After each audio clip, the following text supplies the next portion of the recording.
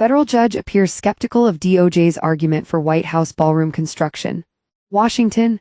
A federal judge appears to be leaning toward hitting the pause button on the White House ballroom's construction. While U.S. District Judge Richard Leon did not rule from the bench Thursday, promising a decision next month, his comments during arguments left little doubt about what way he was leaning.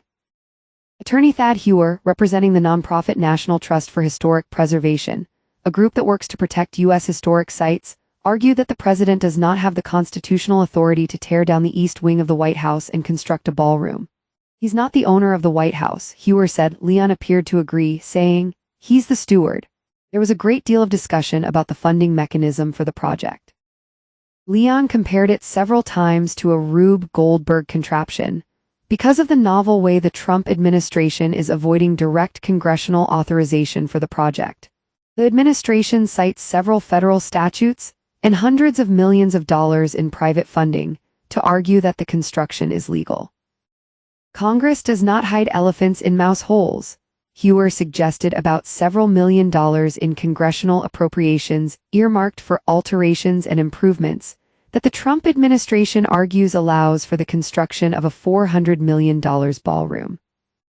Justice Department Attorney Yakov Roth, representing the Trump administration, said when he was asked why Trump didn't ask Congress for funding and therefore authorization to build, the president didn't want $400 million in taxpayer money to be used for this. He wanted to use donations, Roth said. NBC Universal's parent company, Comcast Corp., is among the donors.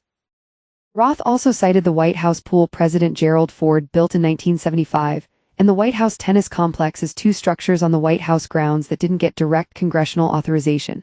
Leon appeared skeptical of that line of argument. The 70s Ford pool, you compare that to ripping down the East Wing? Leon asked. Come on, be serious. Roth claimed the Trump administration would be irreparably harmed if Leon were to order construction paused. Are we going to suspend construction in the middle? Roth asked. He said a pause would expose the existing building to the elements and create national security concerns.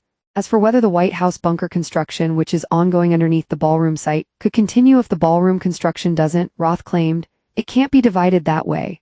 Roth nodded to the political limitations of the president's actions. Nobody has touched the executive mansion, he said. That is the core site, Roth added. A White House official said this month that the administration is aiming for a final presentation of the ballroom to the National Capital Planning Commission in March.